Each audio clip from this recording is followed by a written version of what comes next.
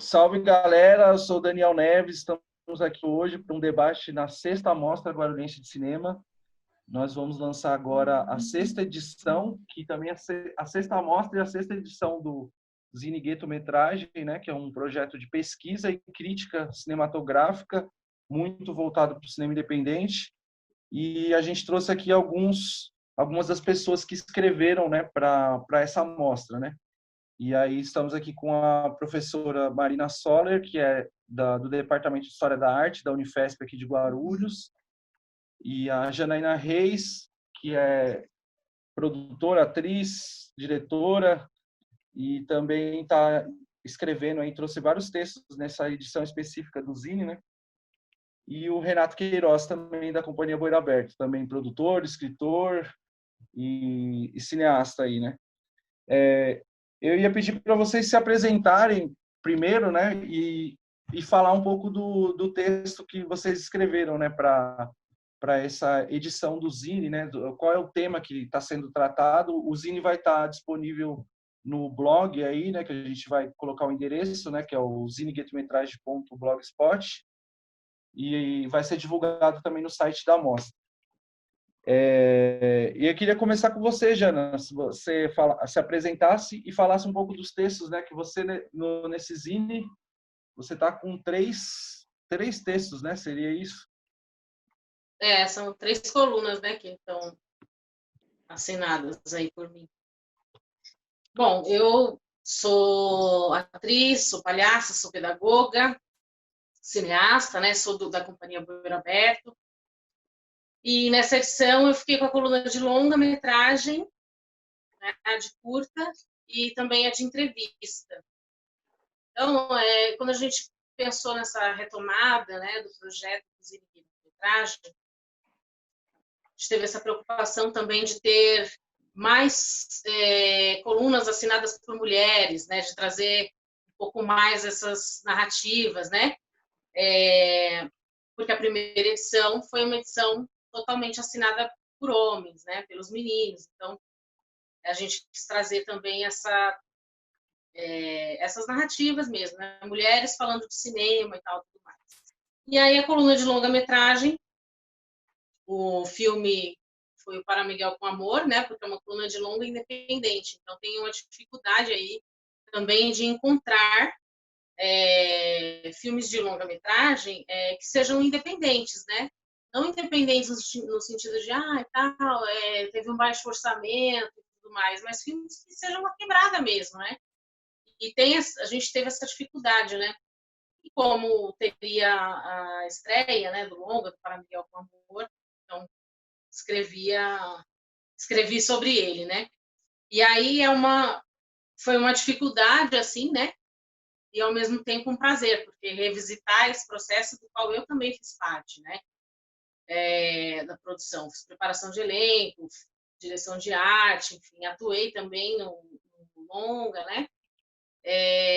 E aí revisitar tudo isso, né? E ao mesmo tempo me distanciar para poder escrever uma crítica, né? Porque escrever uma crítica de algo que eu estive participando, algo que eu vivenciei, é difícil. Né? Porque como me distanciar daquilo? Então, foi um desafio, né, escrever esse texto. E aí, na de curta-metragem, eu procurei um curta-metragem que estivesse falando, né, que estivesse circulando por aí pelos festivais, né, que também fosse uma produção guarulhense, né, uma produção de alguém próximo a nós, no caso, Estou Indo, né, do Leonardo H. e da Maia Alves, que é um curta-metragem, né, 4 minutinhos, e estava num festival bastante interessante, né, no Rio de Janeiro, que fazia as projeções na antena de um prédio. Eu acompanhei o festival, vi o filme ser exibido no festival e eu achei o máximo, assim, falei, poxa, legal essa coisa do festival e legal também o filme em si, né, porque discutia essa coisa da quarentena, né, e nesse momento que a gente vive, esse momento pandêmico, muitos filmes, muitos curtas estão vindo com essa temática, né, e aí, então, a crítica foi sobre ele. E a entrevista foi com a Maia Alves, que é uma das realizadoras do filme, né? E aí eu quis linkar mesmo essa coisa de, vamos linkar essa entrevista ou com a coluna de curta ou com a coluna de longa, né? E aí optei em linkar com a coluna de curta, para a gente conhecer um pouco mais do realizador, do diretor, né? Para a gente saber o que pensa mesmo, né? Esse cineasta ou essa cineasta que realizou aquela obra que a gente fez a crítica. E aí, essa questão da presença feminina, né, no cinema, na direção do filme, né, no caso, até você trouxe também a questão do personagem, da temática, né? No caso, o texto, eu queria que você, a Marina, falasse sobre o seu texto, né, que aborda um pouco disso também, né? E é uma obra também contemporânea, e também está, de alguma certa forma, ligada com esse circuito independente, né?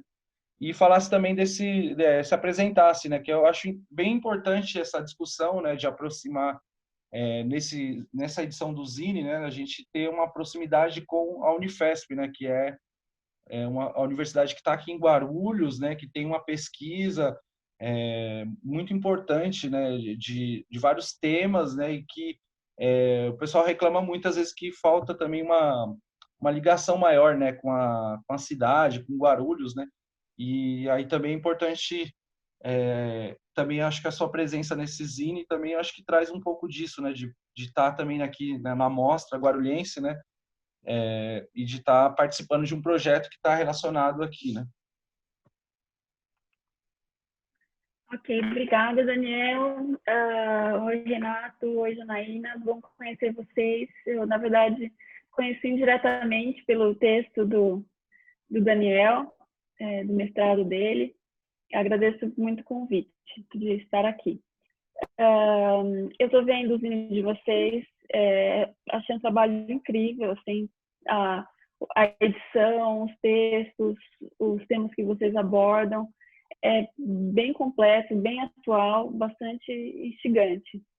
Então, excelente material e seria super interessante que ele circulasse até mais na universidade e vou até tentar fazer um esforço para isso, para trazer ele mais para os nossos alunos, mesmo porque há um interesse cada vez mais crescente, inclusive, pelo cinema de quebrada, ou cinema de periferia. Então, eu vou contar para vocês até algo que aconteceu esse semestre.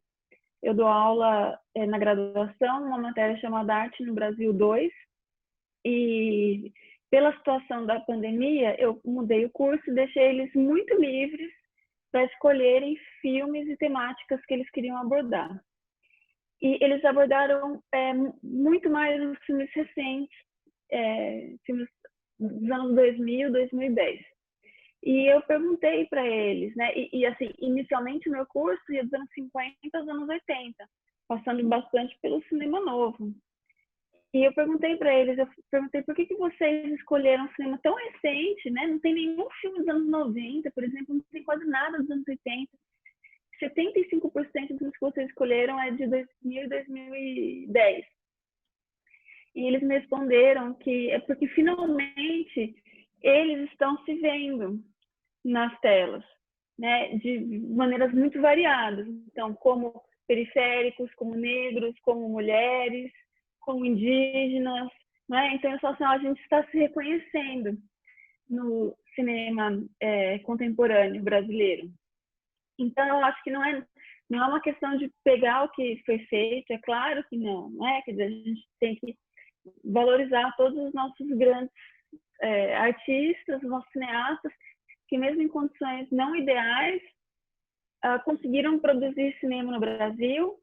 Não é uma atividade que sempre, uma atividade que comercialmente é muito complicada e sempre com muitas interrupções, não é? Então, claro, não é uma questão de desvalorizar o trabalho dos artistas, mas de perceber uma realidade, não é? Que esses artistas vinham de certa classe social, vinham de certos grupos sociais, eram homens, eram brancos, e isso, e hoje isso tende a ser muito mais questionado, né? E um cinema feito pela juventude, um cinema que mistura o prático, não é?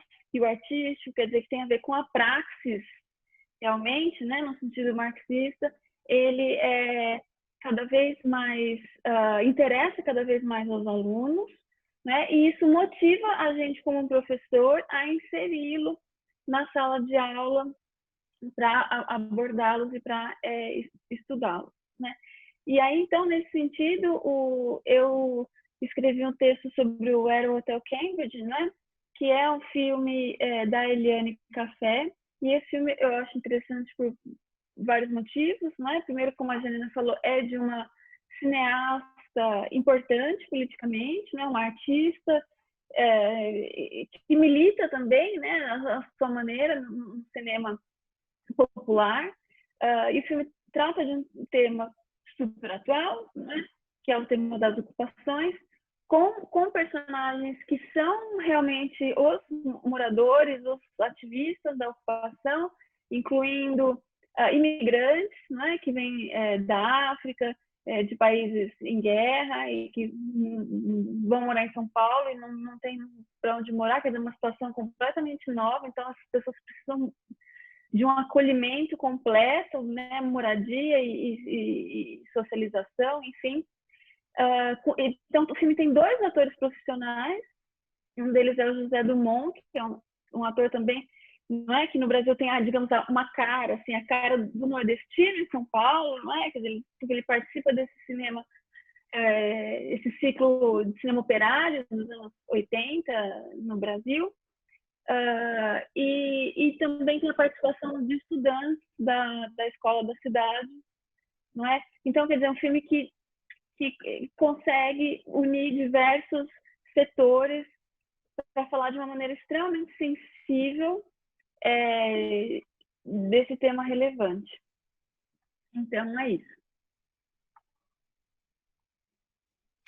É interessante essa coisa que a gente tem, é muito semelhante, né, às vezes, em alguns filmes nossos que a gente usa, né, pessoas que não são atores, né, esse diálogo é bem interessante, acho que tinha um pouco também, eu até esqueci de falar que eu estou fazendo mestrado, né, a Marina é minha orientadora, trabalhando justamente a relação do cinema novo com esse cinema contemporâneo de quebrada e toda essa discussão sobre o popular, né? A imagem do povo, né? Que eu acho que a gente está trabalhando muito no nosso cinema e, de certa forma, o cinema novo já pensou isso, né? E aí a gente vê os conflitos, né? As diferenças e também as semelhanças, né? Que existem em relação a isso. Esse cinema popular, que seria é difícil até nomear, né? Que fala cinema como, às vezes eu penso assim, cinema comunitário seria um bom termo, né? Ou cinema de quebrada, né? Que foi um termo que a antropóloga Rose Satiko, né? Que ela fez um estudo em 2009, um documentário também que chama Cinema de Quebrada, ela cunhou esse termo, né? E os cineastas receberam isso como uma forma, assim, de uma maneira meio de assim, tão querendo enquadrar a gente, né? Numa estética que não é a gente que tá nomeando isso, né? Então aí ficou uma discussão até sobre cinema de comunidade, cinema comunitário, cinema popular. O termo eu acho que também não importa tanto assim, né? Eu venho até conversando com alguns cineastas de quebrada sobre isso, né? Acho que a grande questão é o conteúdo, né? Do que está sendo definido. E até no Renato, do seu texto, você trouxe uma questão uma metáfora do filme do Kurosawa, né? E pensando essa questão do que seria um modelo de cinema, né, que a gente deve seguir, né? Porque também qual seria o cinema de quebrada? Qual seria o cinema comunitário? Então, às vezes, quando a gente vai fazer cinema também na periferia, a gente tem de lidar às vezes com esse enquadramento que diz que a gente tem que fazer um tipo de cinema com uma característica e muitas vezes a gente está descobrindo também, né? Esse cinema tá no meio de um processo, né? Para que a gente está se entendendo também, né? E aí você trouxe bem essa discussão, né? Então, fazendo uma metáfora, né? do Rashomon. Foi isso, né, Renato? Então, Renato? sim, eu estava ligando o microfone. Já liguei. Então, essa questão, eu acho que a gente tem que perceber, assim, dentro do nosso processo, como que cada uma das produções, né, cada um dos filmes, ele cumpre um ciclo.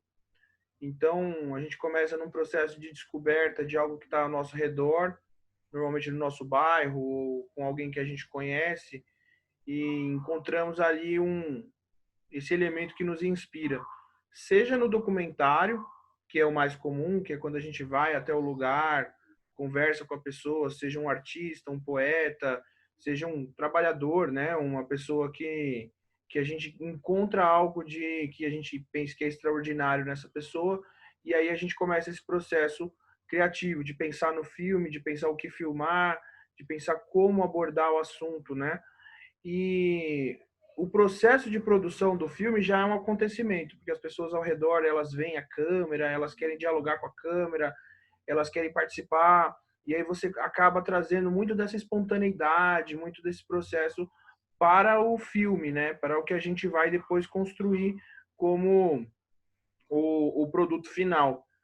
E pronto, o filme, né, montado, editado e tudo mais, o processo natural que a gente faz é ir nesse território, né, onde a gente esteve com essas pessoas, onde a gente dialogou, onde a gente conversou, e fazer ali uma exibição que é meio que uma resposta, sabe, ao processo. A gente provocou aquelas pessoas e a gente tem que trazer uma resposta para elas.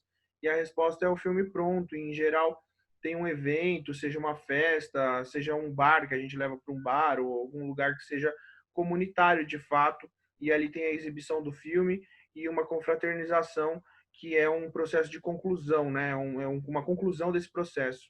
Isso é interessante. E dentro dessa situação e desse modo de operar, a gente percebe que a temática ela é múltipla, porque é mais ou menos como a gente costuma conversar, que a gente faz um processo de garimpo, né? O garimpo daquilo que a gente acha que é interessante, onde a gente vive, onde a gente convive, né? E nesse processo de garimpo a gente encontra histórias extraordinárias nas pessoas que são consideradas ordinárias. Então, nesse sentido, essa multiplicidade, ela não se dá só de assuntos e temas a serem abordados, mas também nas possibilidades estéticas, nas possibilidades de gênero. Se a gente vai produzir uma ficção, se a gente vai fazer uma abordagem mais triste, mais alegre ou até engraçada de algum assunto. Então, essa multiplicidade, ela se impõe e é mais forte do que a minha ou a sua vontade, né? Então, nesse sentido, a gente meio que segue com o que o filme pede para que a gente produza.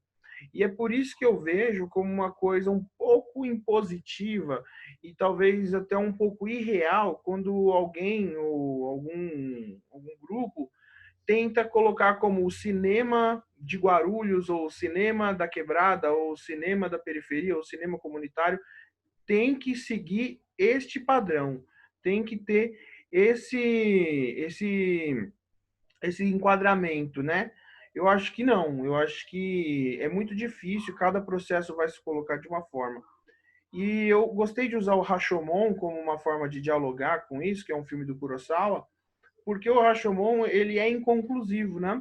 Ele é uma história, na verdade, de um grupo de pessoas que vão contar a história de um crime, um para o outro ali.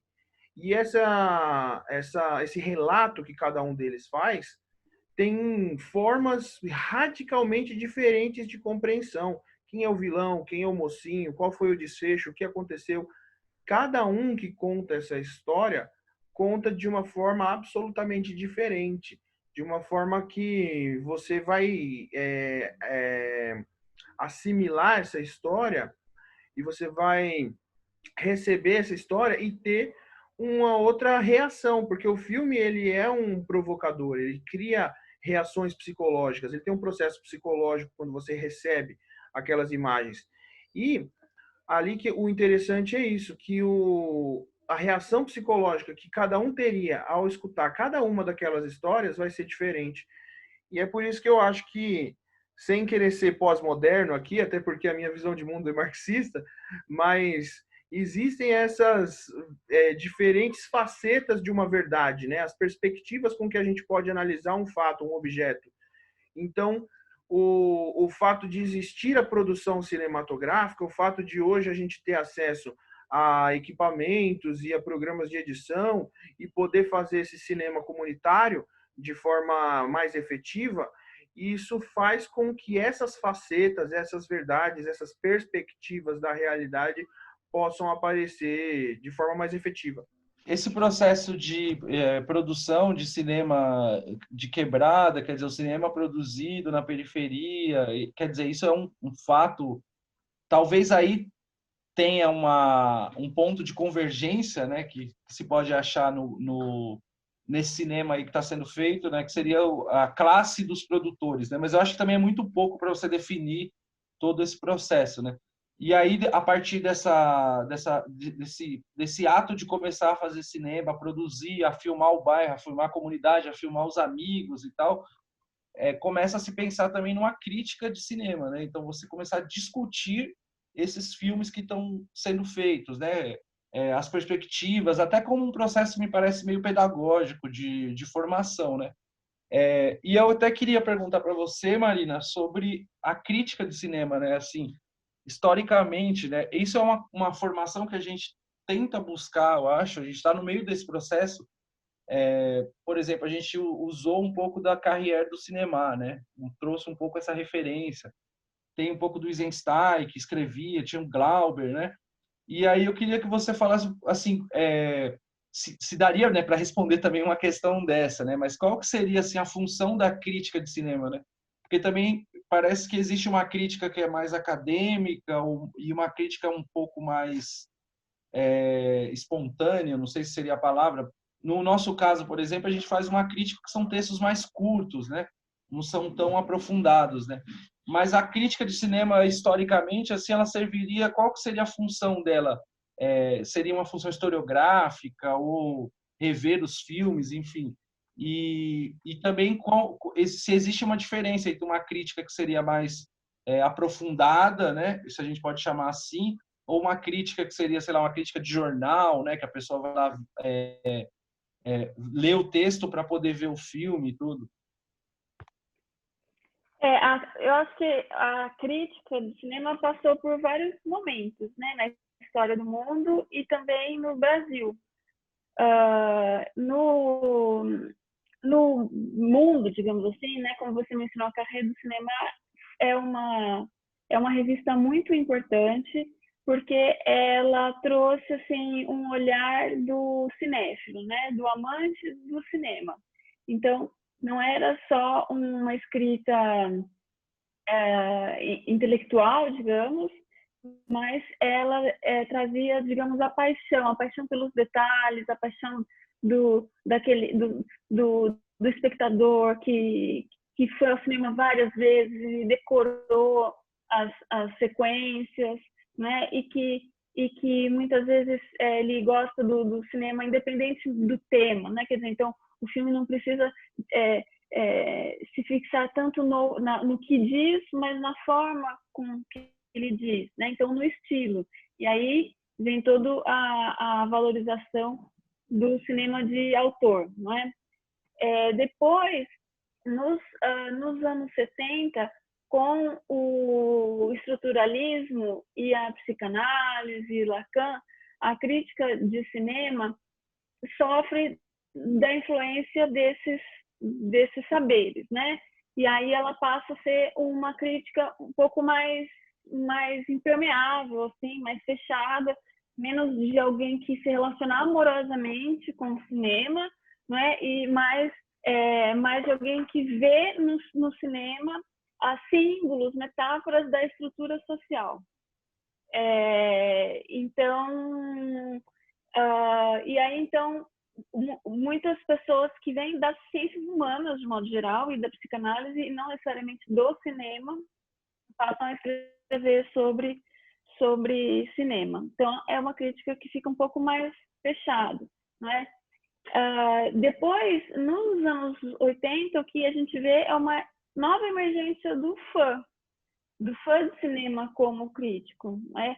Porque nesse momento tem um boom assim dos cult movies, né? Então, dos filmes que criam uma relação com o espectador, de um envolvimento até físico. Então, que o espectador vai no cinema e aprende a cantar as músicas, a dançar, né? Tem um envolvimento assim até corporal com o filme e vê os filmes diversas vezes. Enfim, então, nos anos 80 passa a ser legítimo escrever sobre cinema, não como intelectual, não como estudioso, não como marxista ou lacaniano, mas escrever como fã. Isso passa a ser valorizado como legítimo, quer dizer, o fã é alguém que conhece, né? Alguém que entende do filme. E agora com a fase do YouTube, né, dos YouTubers, tal, eu acho que também a gente está vivendo um outro momento, porque tem muita gente boa, né, produzindo conteúdo e que vem de diversos lugares, né? Tem gente que vem do jornalismo, tem gente que vem do cinema, né? Tem gente que é autodidata, e são pessoas que você vê que elas se prepararam, né? Se dedicaram à produção daquele conteúdo e falando de um jeito para todo mundo, né? Quer dizer, nessas plataformas, então você quer o maior público possível, então você tem que falar de um jeito compreensível, mas ao mesmo tempo iluminar a obra, né? E isso coloca em crise o crítico profissional de cinema, a meu ver, né? O crítico de jornal, enfim, existe uma crise da crítica. E eu falei iluminar, eu acho que iluminar é a palavra talvez mais interessante para a gente pensar na crítica, né? Pensar que não há um modelo de crítica, porque todas essas teorias, essas modas, elas são históricas, elas vêm, passam e elas influenciam a crítica, mas no fundo o objetivo da crítica é trazer luz, né, a um filme sobre algum aspecto, né? Então iluminar o filme. De que maneira você vai fazer isso? Isso é uma questão histórica, política, né, de decisão. Você, por exemplo, que faz um mestrado acadêmico, né? Então quando você vai falar dos filmes, você tem que dialogar com o conhecimento da academia. Então, o que já foi produzido sobre o seu assunto, não é? No zine, isso vai ficar, né? Não sei se essa não é uma linguagem que se espera no zine. Não que as coisas não possam dialogar, né? Quer dizer, o conhecimento, o treinamento, digamos, que você tem na academia, te ajuda a escrever o zine, e por outro lado, se você é um crítico de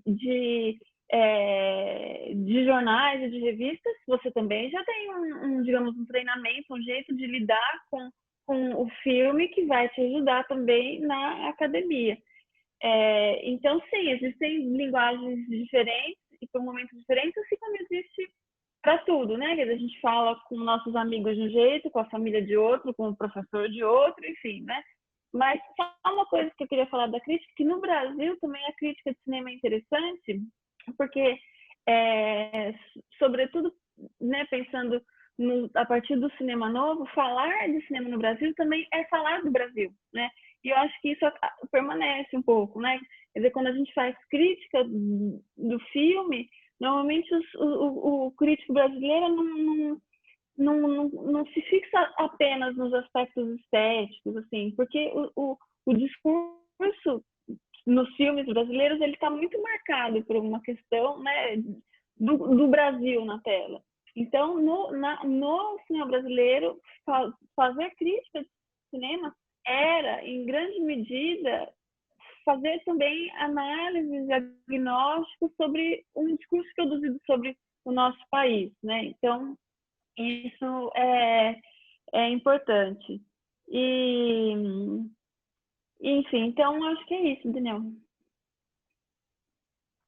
É interessante, né? Porque, por exemplo, estava lendo Paulo Emílio Salles Gomes, né? Ele parece que quando ele vai fazer a crítica, tem um interesse muito forte com a questão da memória, né? Da construção de uma memória tanto do cinema brasileiro como da própria cultura brasileira, que eu acho que era uma preocupação ali que estava muito presente na época, né? no campo da crítica de cinema, o formato também vai ser diferente, né? Que no caso você comentou sobre a tese acadêmica, e quando você fala, por exemplo, que está construindo uma revista de cinema, se espera que é também um outro tipo de público, né? Um outro tipo de recepção e um outro tipo de formato de texto, né?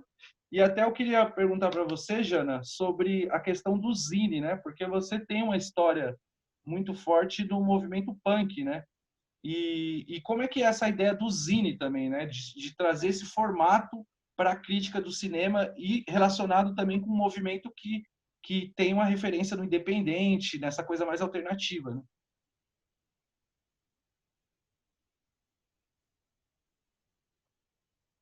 Eu tenho essa experiência, assim, né? E até já escrevi, né? Outros zines, assim, produzi outros zines, né? Mas o zine tem essa coisa de uma comunicação que, ao mesmo tempo que ela é rápida, né? Ela é sempre sobre temas muito importantes, relevantes socialmente, né? E também tem uma comunicação mais, digamos assim, ela não é tão rebuscada, né? Ela não é nem um pouco acadêmica, né? E também não é nem um pouco, sei lá, do jornal, dos grandes jornais, não. Ela circula entre os populares, né? É o faça você mesmo. Então, você tem as suas ideias e constrói os seus textos, né? Sobre algo, sobre um determinado tema. E aí, pau na máquina, né? Vai fazer as ilustrações, vai pegar parceiros, vai pegar fotografias, enfim.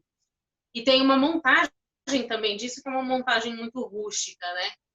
Que é uma impressão, né? Uma impressão em sulfite, que seja, né? Ou mesmo artesanalmente, né? Você vai construindo lá de forma artesanal, né? Desenhando, enfim, sem necessariamente fazer pelo computador, né? Diagramar, né? Porque a gente tem isso, tem essa preocupação de que vamos diagramar e tal, deixar ali arrumadinho e tal, mas não necessariamente, né? O zine não necessariamente precisa disso, né? Ele pode ser pensado ali de forma totalmente artesanal, você quando sem ter o recurso do computador, né? Porque também é um texto que vai circular no meio mais popular, né? No caso dos nossos textos, por exemplo, do zine de metragem, na primeira edição circulou entre a galera do cinema, né? Circulou na academia porque fomos falar sobre nossos trabalhos na academia e fomos entregando ali para a galera, né? Para os estudantes, enfim. Mas veja, ainda assim é uma publicação que circula de uma outra forma, né? Não é de uma forma tão tradicional, né? Vou lá na banca comprar os metragem, né? Você tem acesso a isso por outras maneiras, né? E aí eu acho que isso tem tudo a ver com o cinema que a gente produz, assim. Porque esse cinema também não é um cinema que está nos meios tradicionais de distribuição, né? E nem de produção, né? Nas condições esperadas, ou mesmo no Brasil é difícil falar, né, de condição ideal de produção, acho que para todo mundo, né? Mas a gente está assim muito à margem mesmo, né? As produções são realmente marginais, assim. E aí a gente nada mais, acho que nenhum outro tipo de publicação seria se identificaria tanto, né? Teria tanta identificação assim com o nosso cinema do que esse formato do zine, né? Porque as críticas que estão lá também são críticas, né? De um cinema que não é o cinema que está nas grandes telas, né? Não é o cinema que está aí nos grandes circuitos de distribuição. É esse cinema que está como nós, né? Dentro de uma perspectiva mais marginal.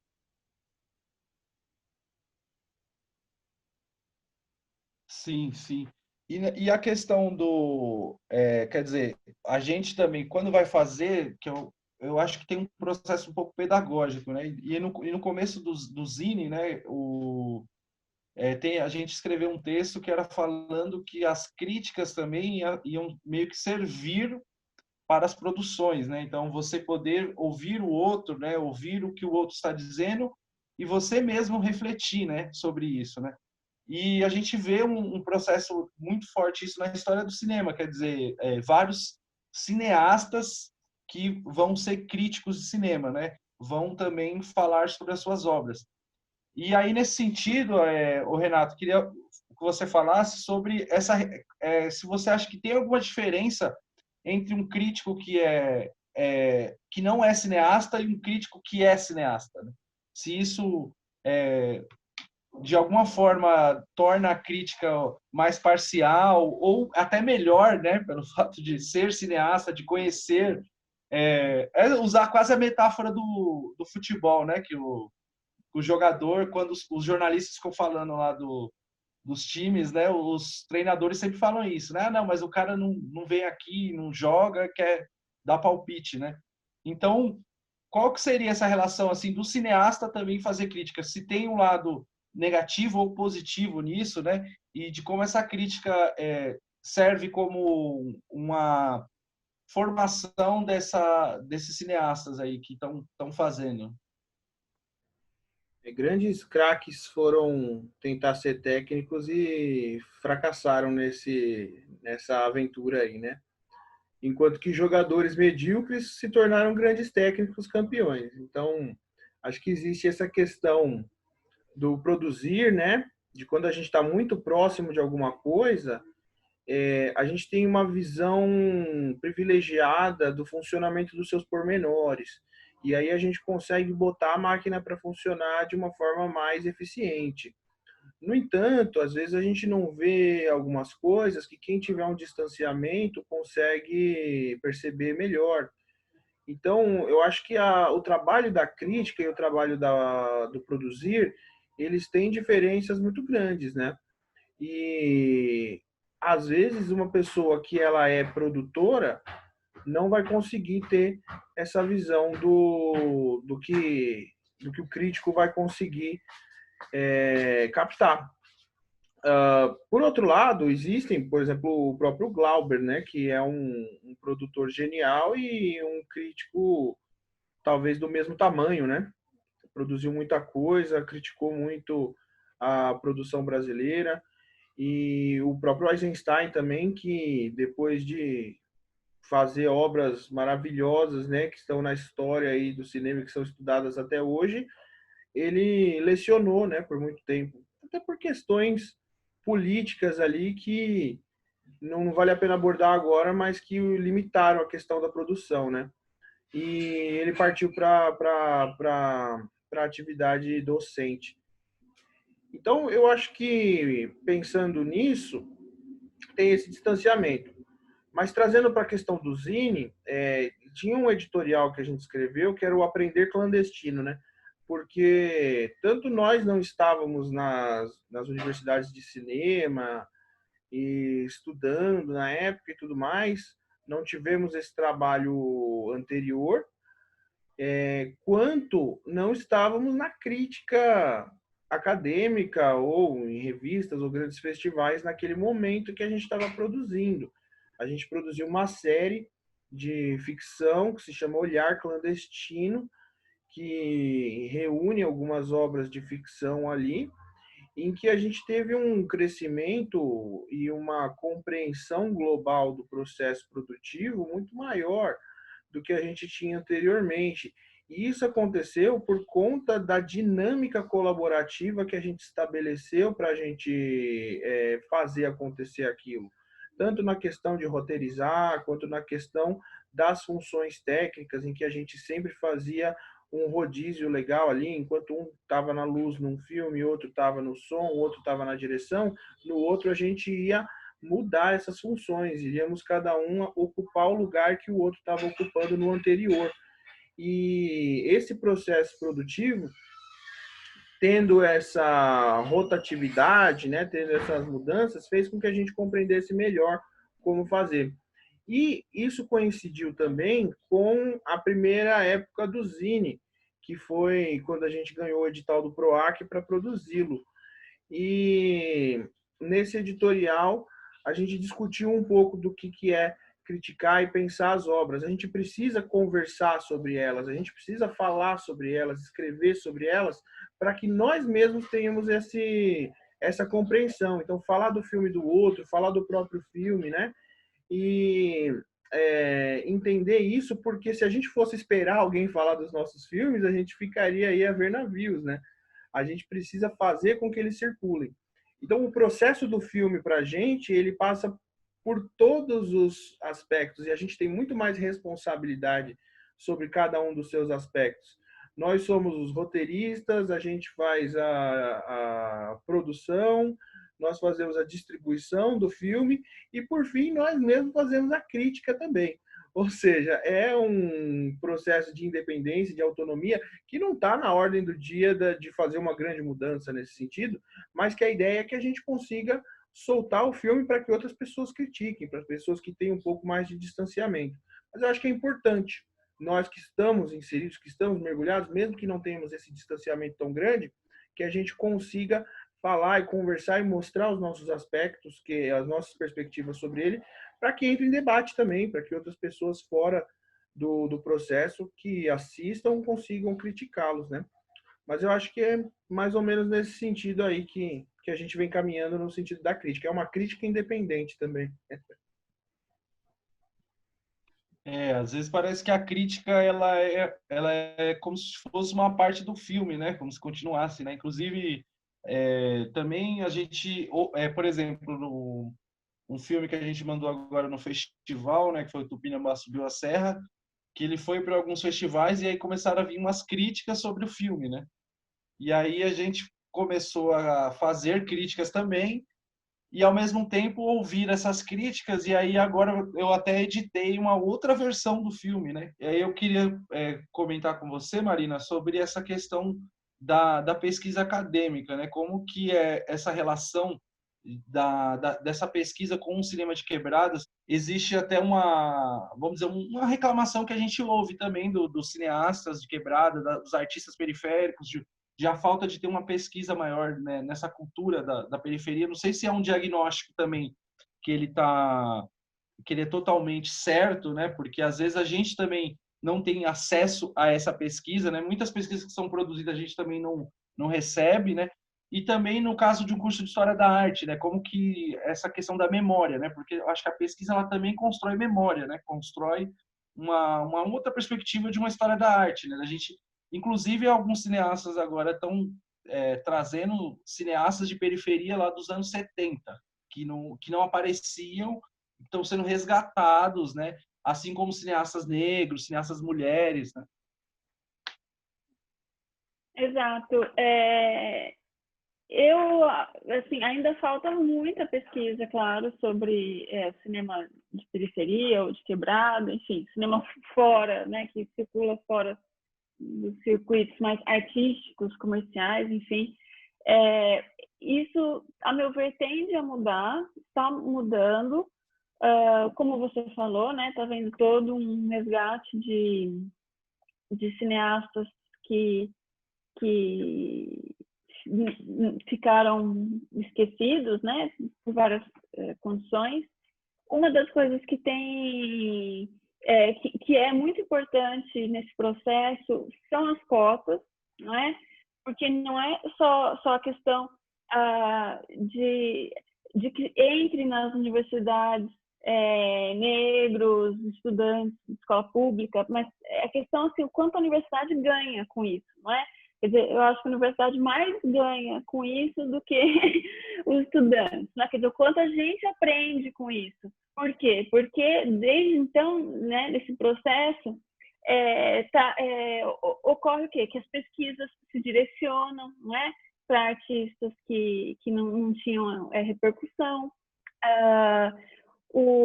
novos temas de pesquisa trazidos pelos alunos, né? Então, isso nas ciências humanas é mais fácil a gente ver esse processo, porque por causa da temática, ela se insere mais facilmente, não é? Mas não só. Eu cheguei a ver no conselho de graduação o coordenador de medicina, que inicialmente era ficou muito temeroso com a entrada de PCD, né, de pessoas com deficiência na universidade, porque afinal, eu não sei se a pessoa vai ser médico, mas, né, e se ela, enfim, tiver tal problema, né, e depois eu vi esse professor no conselho de graduação falando também nesse sentido o quanto os PCDs estão ensinando, não é, aos professores de medicina coisas, não é, quer dizer, porque você tem um outro olhar dentro da medicina, então, ou seja, é um processo que a universidade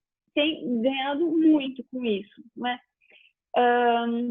E a universidade, ela tem um aspecto elitista, né, a despeito disso, porque eu não sei se elitista é a melhor palavra, mas, enfim, a universidade, ela, digamos, produz um conhecimento que a ideia é que ele seja um conhecimento mais avançado, né? Quer dizer, avançado não significa melhor, mas significa conhecer coisas que a gente ainda não conhece, que as pessoas ainda não conhecem. Então, não é novos remédios, vacina, novos planetas, enfim, né? Então, é por isso que às vezes ela se distancia um pouco do conhecimento comum, não é?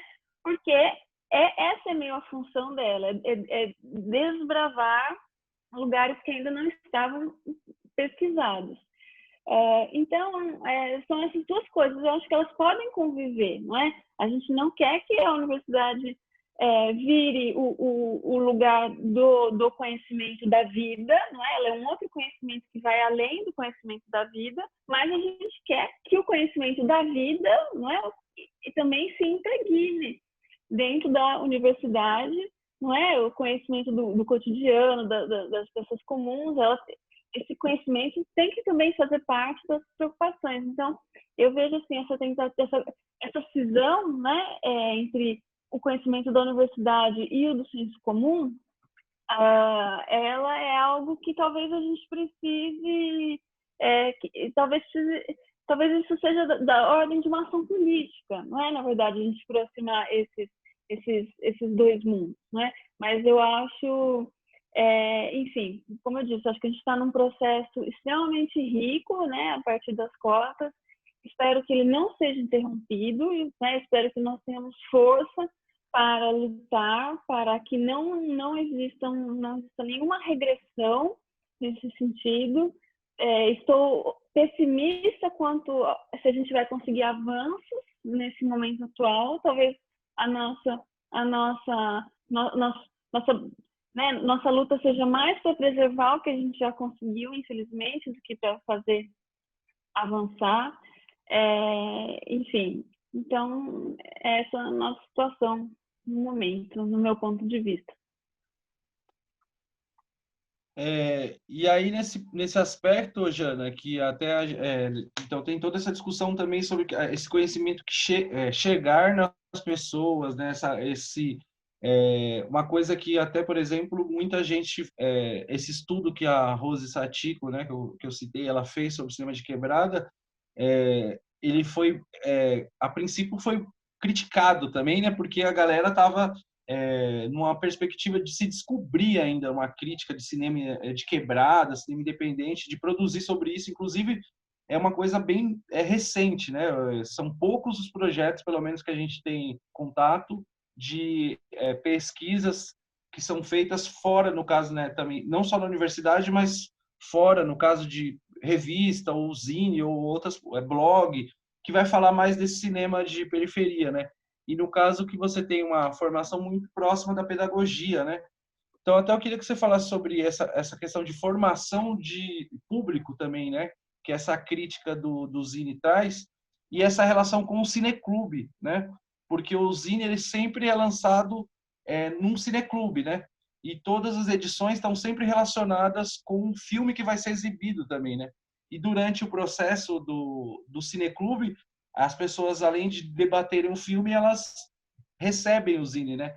Então, eu queria que você falasse sobre esse aspecto também pedagógico do Zine nessa relação com o cineclube, né? Com essa formação, com essa perspectiva de chegar na galera, que no caso são exibições que geralmente são feitas na periferia, né?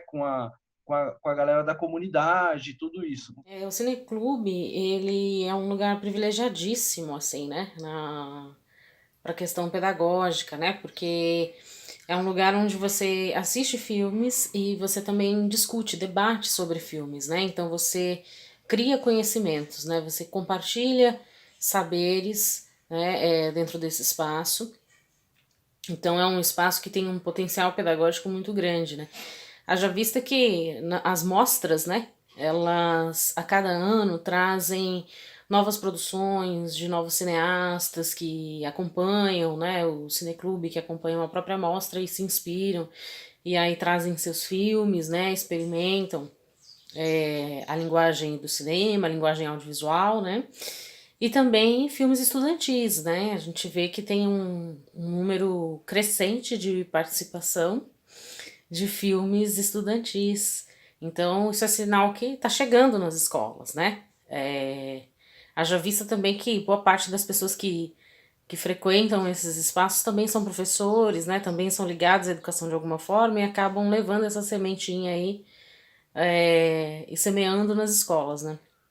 E numa sociedade como a nossa, né? Que é uma sociedade imagética, né? E onde o audiovisual, né? A linguagem do audiovisual você dominá-la é também um símbolo de poder, né? Porque hoje você tem informações diversas chegando, né? Por canais de audiovisual, não só a TV, né? Mas cinema, streamings, enfim, YouTube, uma série de lugares onde você encontra produções audiovisuais e você precisa ter um pensamento crítico, né?